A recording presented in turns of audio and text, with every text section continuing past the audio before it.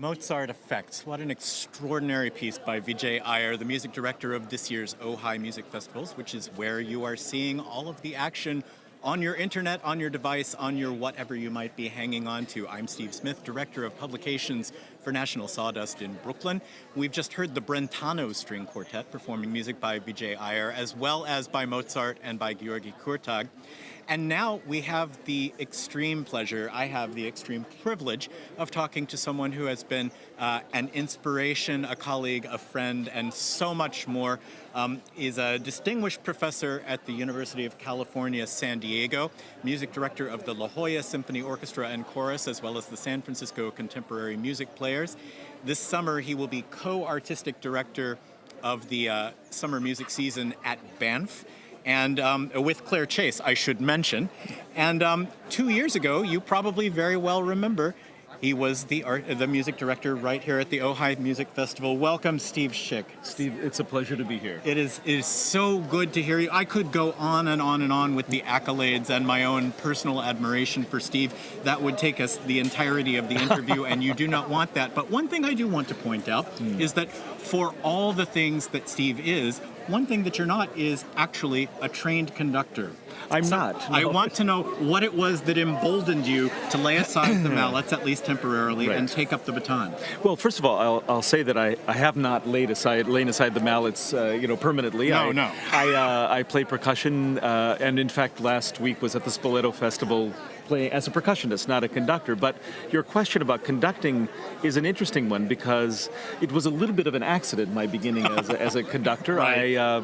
I had the chance to conduct the La Jolla Symphony as a last-minute replacement for a conductor who couldn't do a concert, and everyone was confounded by that because I didn't know how to conduct, but I didn't let that stop me.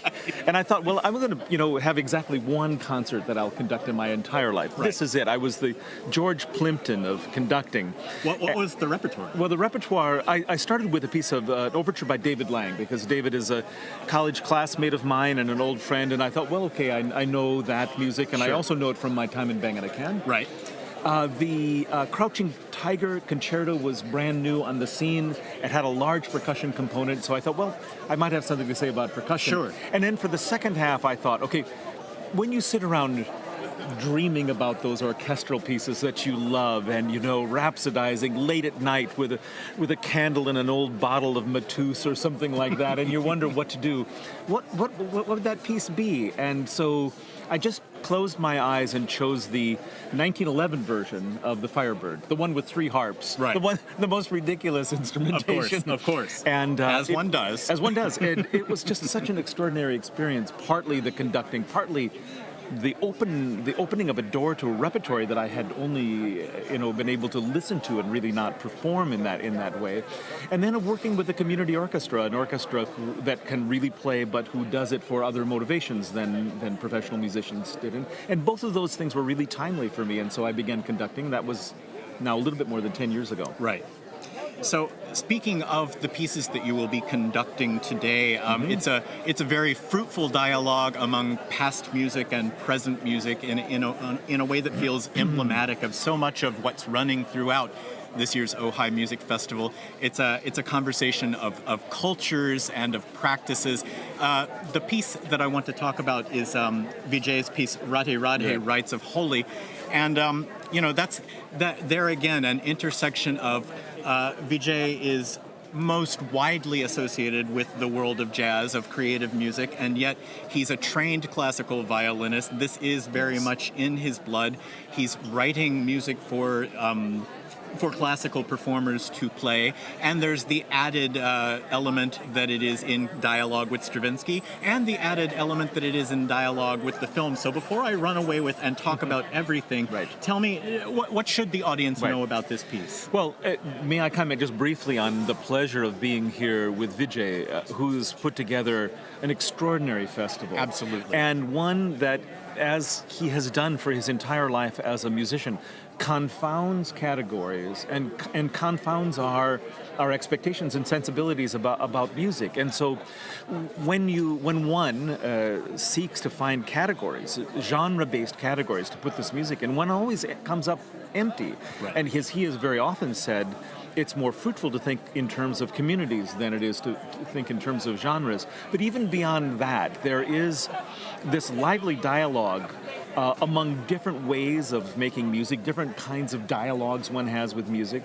and the expectations that audience members bring to that, bring to those experiences.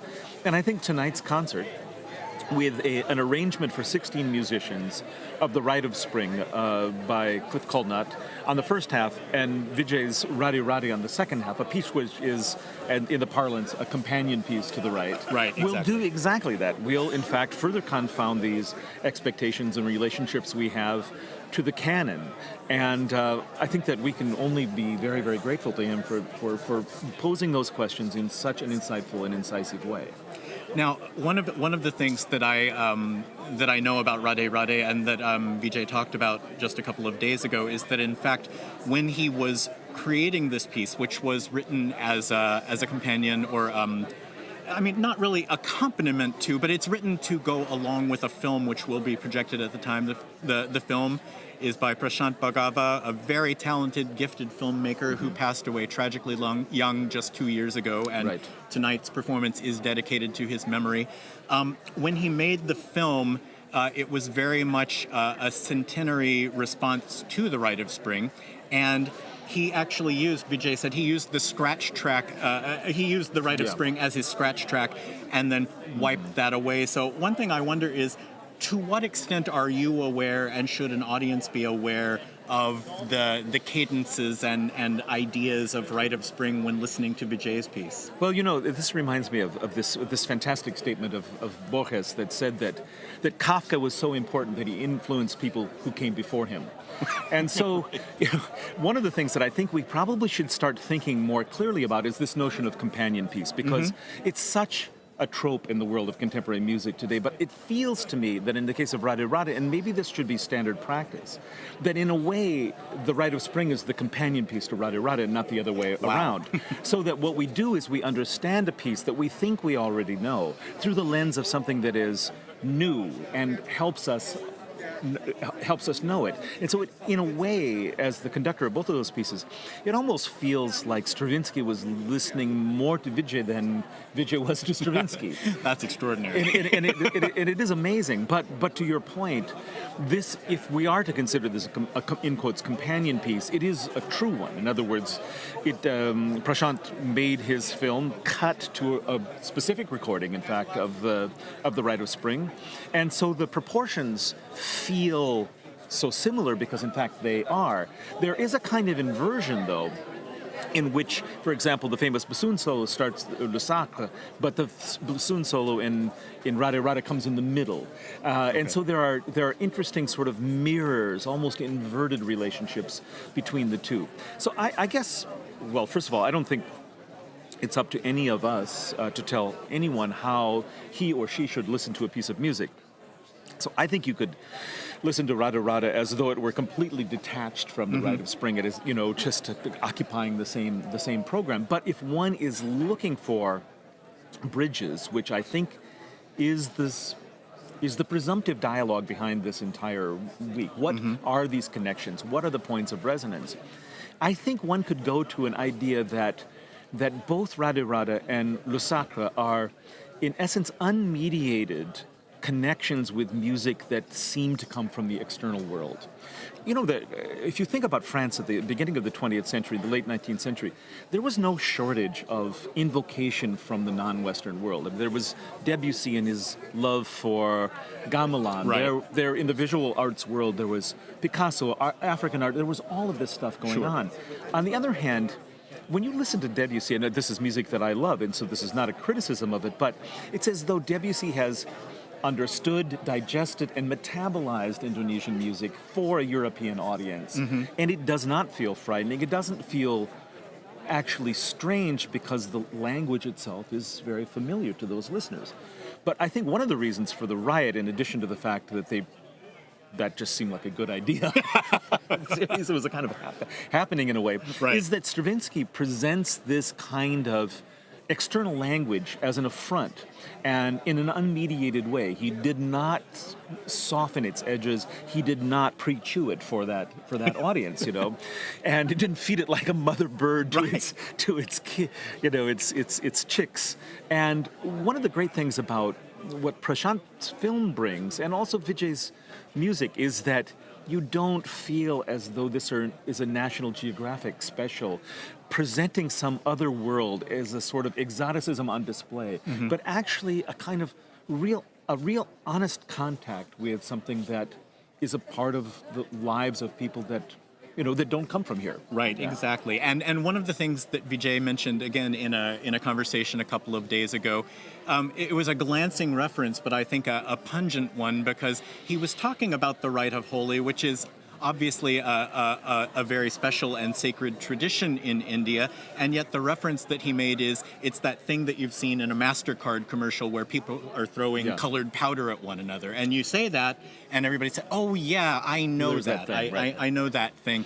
But he described it as being evocative of that. It's a rite with a kind of erotic undercurrent in that the Holi is about the meeting, the intersection of Lord Krishna with the goddess Radha. So what are we actually going to see on the screen? Well, I'm a strange person to ask that, because I'm looking at my score and at the ensemble. So I've seen the film, but not as a performer so much. But you will see actually the intercutting of two different stories, a kind of a cinematic point of view that is within the action, as within the ritual of Holi, that is the colored powder and the kind of chaos and the dance. But we can talk a little bit more about that in a second. And then that's overlaid with the erotic story, the love story, in essence, between Krishna and Radha. And, if Krishna could charm the entire world, Radha could charm him. So the ultimate power is with the feminine in this piece, and I think it's really an interesting way of approaching the piece. Now, does it feel in any way restrictive or limiting to have to sync up quite literally with a film while you're doing it? And what's the mechanism by which you do that? That's actually a really interesting conducting problem, because I have a click track that means that if I pay attention to the click and conduct along with the click, I will be synchronized with the film.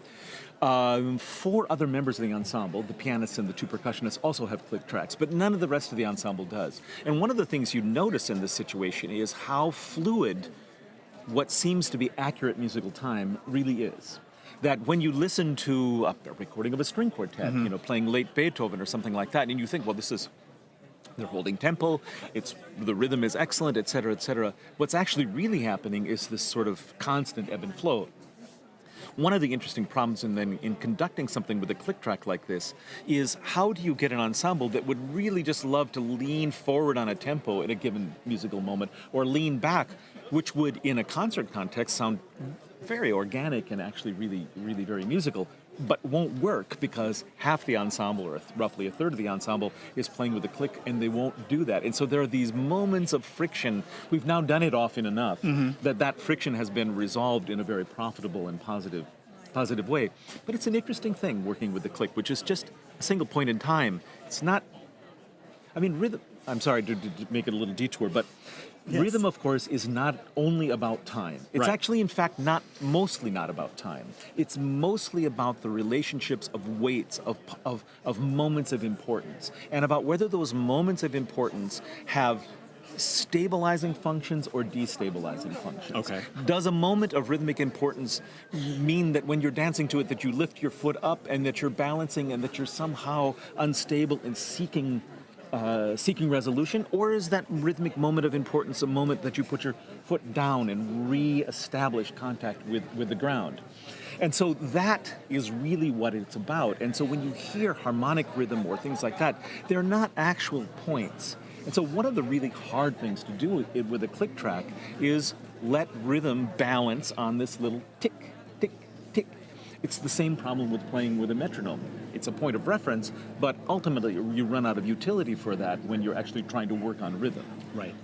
So when I spoke with Vijay the other day, suggested that what he had enacted here with this Ojai Festival, this particular edition of the Ojai Festival, is a utopian vision of what artistic life, musical life, cultural life could be, what it perhaps should be. And I wondered, so I wanted to bring that to you to say, what could we take away from this festival and take out with us into the rest of the world? How might this inspire, a broader life? Well, I'd be really curious. First of all, I didn't see the streaming that you did with. It might be really curious about his answer to that question, but I can say really quite quickly. For me, the disfluency, the discomfort that I had as a young musician, trying to balance what seemed to be antithetical concerns. The love of jazz, the desire to play classical music, my background as a rock in a rock band, my coming from a non-musical family, all of those felt at a certain moment like I was juggling, or as though one couldn't actually show one's true self in any given kind of moment.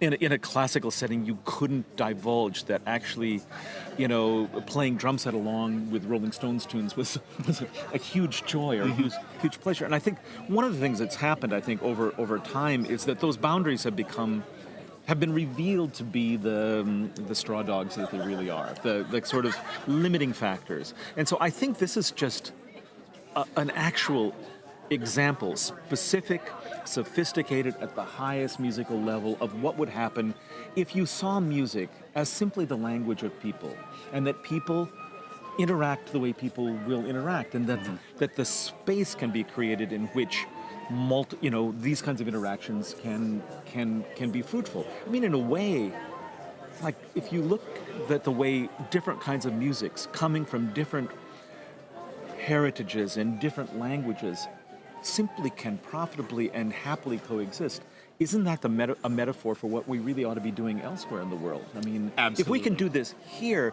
why are there such problems elsewhere? Sure, absolutely. And this brings me to another point, which is that a number of the pieces and a number of the biggest major pieces throughout this festival are very much engaged with the tenor of our times, yes. Whether it be Vijay's Concerto Trouble from the first night, or last night the George Lewis's opera Afterward ostensibly is related directly to the formation of the AACM, but along with that you have issues of economic freedom, of political freedom, of civil rights, certainly, and that's going to continue through to Courtney Bryan's piece tonight. Yes. And so, it occurs to me that that's something that you've taken on board in your approach to conceiving programs with La Jolla, is it not? You talked a little bit about that.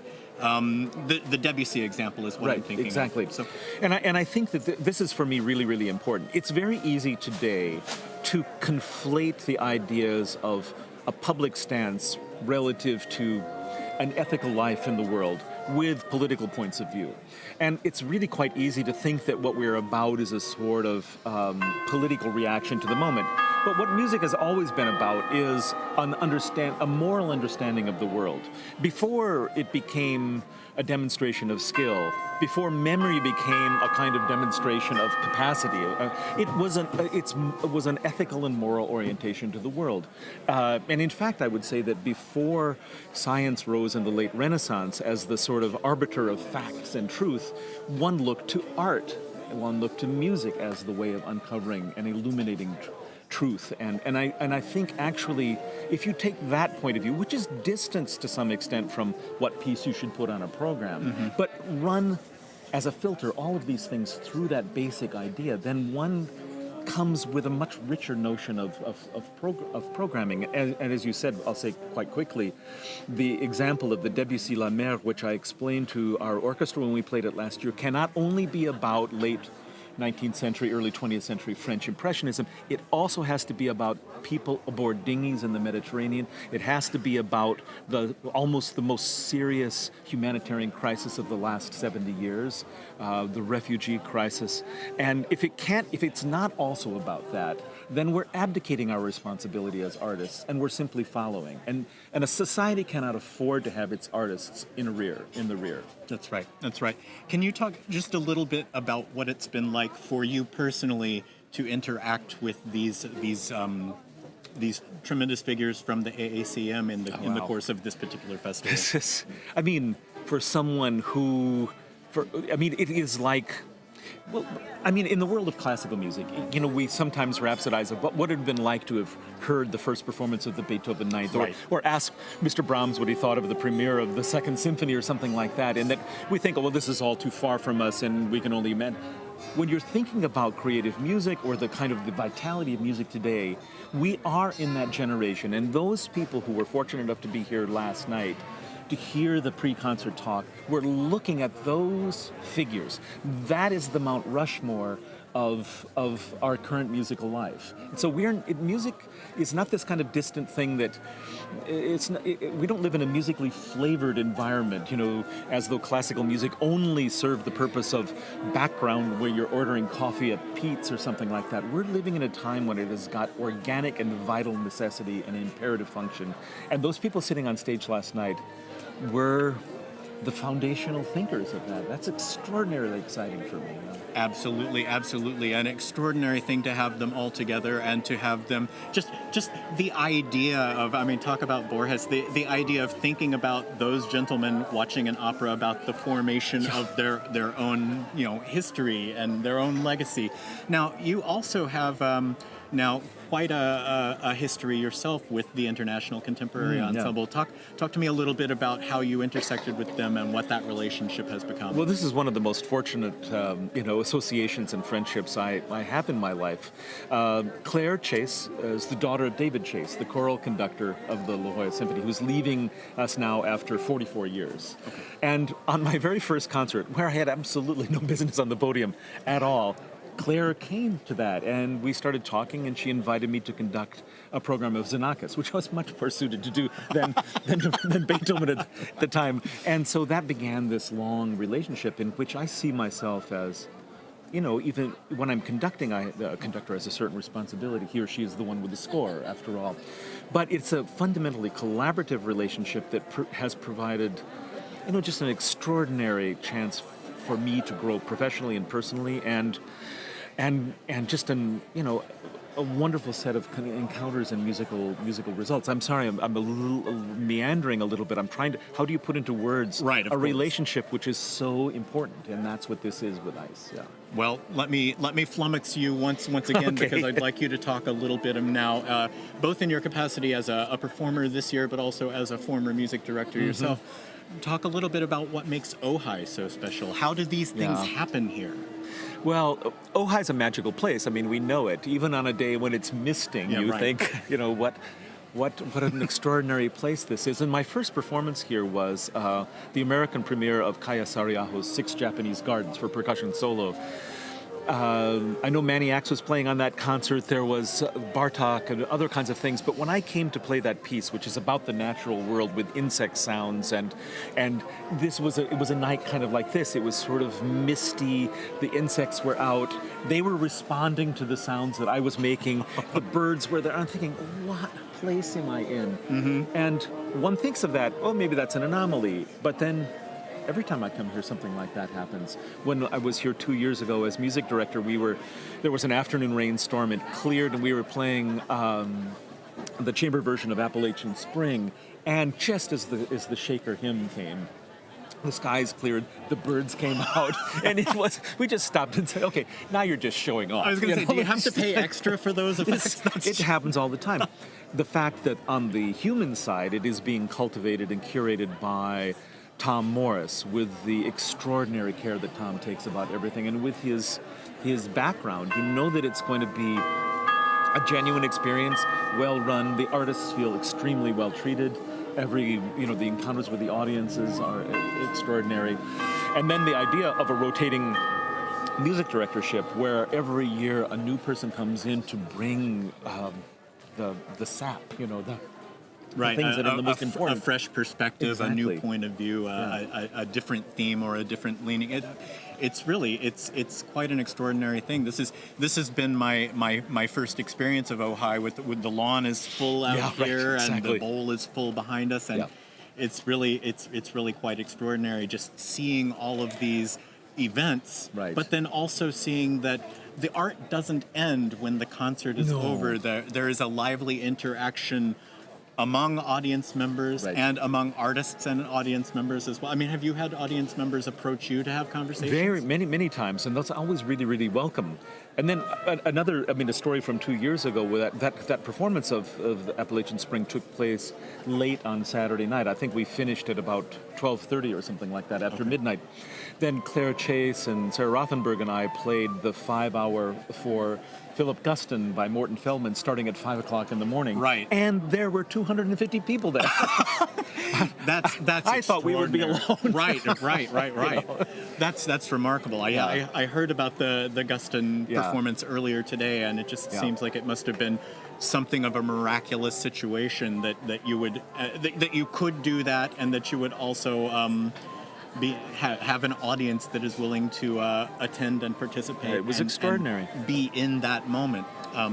We're getting ready to go back down to the stage Yes. now, and in fact, this is something that I'm very excited about. Tyshawn Sori, who is very much a marvelous artist of the here and now. He's extraordinary. But in a sense, paying homage to one of our heroes who we lost a few years ago, Butch Morris, Right. and this entire notion of conducted improvisation or conduction. So we go down to the stage now at the Ojai Festival for Autoskidiasms by Tyshawn Sori.